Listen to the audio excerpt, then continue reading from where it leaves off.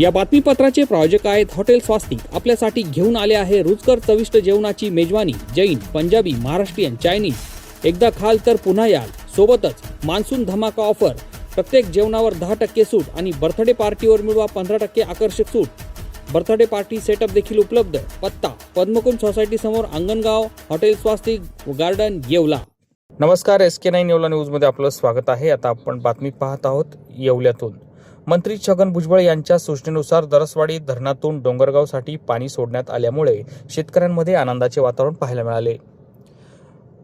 येवल्याच्या उत्तर पूर्व भागाला नवसंजीवनी ठरलेल्या डोंगरगाव पोच कालव्याला अखेर आज पाणी सोडण्यात आले.